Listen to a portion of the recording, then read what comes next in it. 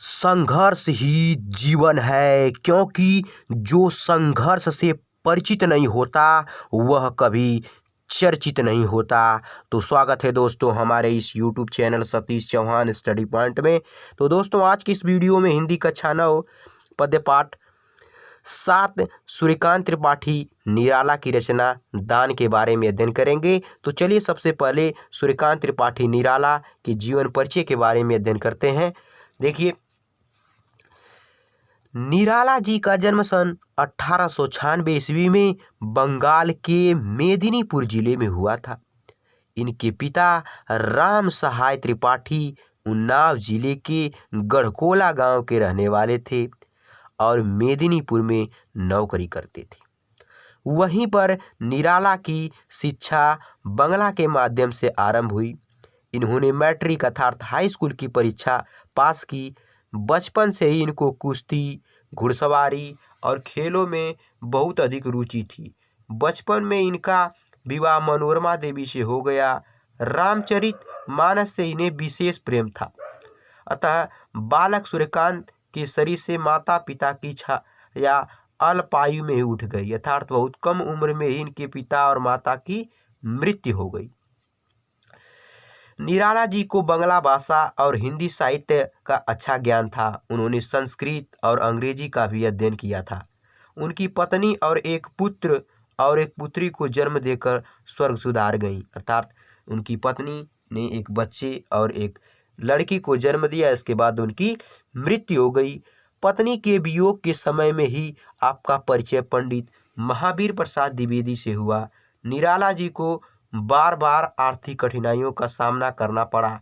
आर्थिक कठिनाइयों के बीच इनकी पुत्री सरोज का देहांत हो गया। वे स्वामी परम रामकृष्ण परमहंस और विवेकानंद जी से बहुत प्रभावित थे। इनकी मृत्यु सन 1961 ईस्वी में हुई। महान कवि निराला का उदय छायावादी कवि के रूप में हुआ है। छायावाद के 4 चतुष्टयी प्रसाद पंत निराला वर्मा आते हैं, जिनमें निराला जी का प्रमुख स्थान है। इन्होंने अपने साहित्यिक जीवन का प्रारंभ जन्मभूमि की वंदना नामक एक कविता की रचना करके किया है। इन्होंने सरस्वती और मर्यादा पत्रिकाओं का निरंतर अध्ययन करके हिंदी का ज्ञान प्राप्त किया है। जूही की कली नामक कविता की रचना करके इन्होंने हिंदी जगत में अपनी पहचान बनाई। छायावादी लेखक के रूप में प्रसाद पंत और महादेवी वर्मा के समकक्ष इनकी गणना की जाती है। ये छायावाद के 4 स्तंभों में से एक माने जाते हैं। इनकी रचनाएं निम्न हैं: काव्यग्रह, अनामिका, परिमल, गीतिका, अनामिका। इसी संग्रह में सरोज स्मृति, राम की शक्ति पूजा जैसी प्रसिद्ध कविताओं का संकलन है। तो आइए अब सूर्यकांत त्रिपाठी निराला की जो रचना है जिसका नाम है दान, उसको अध्ययन करते हैं।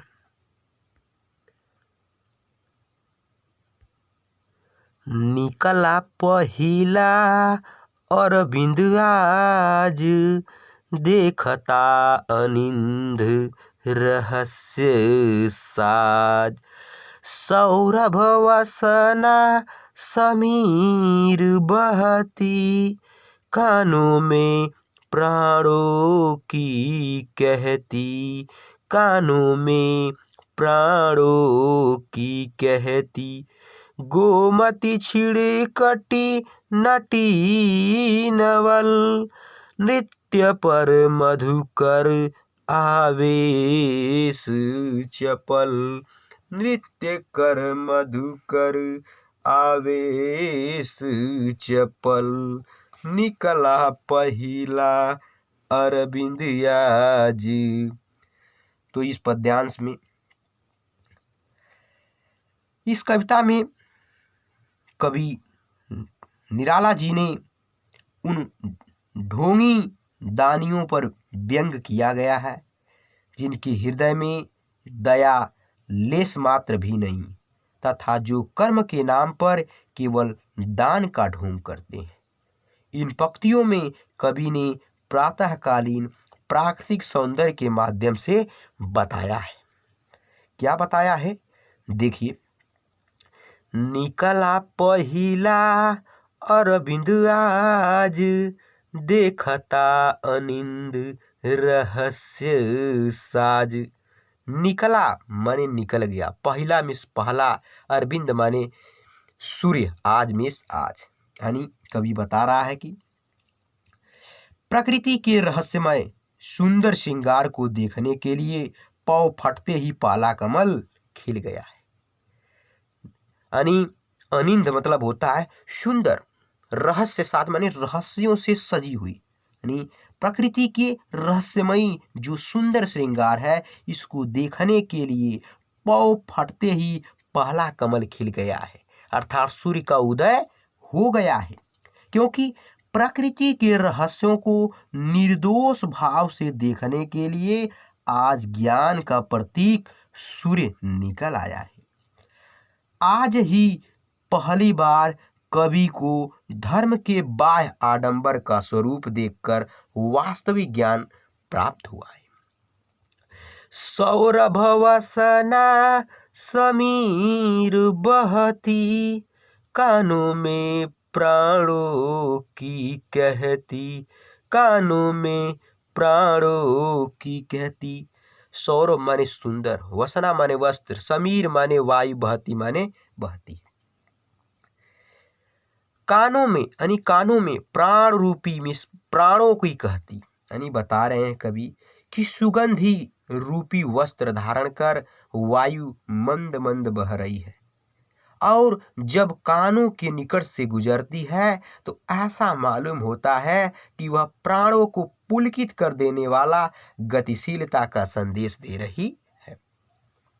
किस प्रकार दे रही है कि देखिए, गोमती छिड़कटी नटी नवल, नृत्य पर मधुकर आवेश चपल।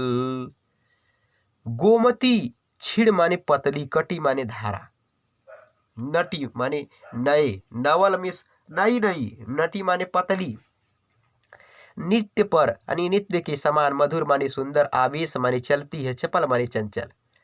कि कभी निराला जी बता रहे हैं कि गोमती नदी में कहीं कहीं पानी कम होने से वह एक पतली कमर वाली नई नवेली नायिका सी जान पड़ती है। उसमें उठती गिरती लहरों के कारण वह धारा मधुर उमंग से भरपूर नृत्य करती सी जान पड़ती है। ऐसा मनमोहक वर्णन हमारे इस दृश्य को बहुत ही आनंदित कर दे रहा है।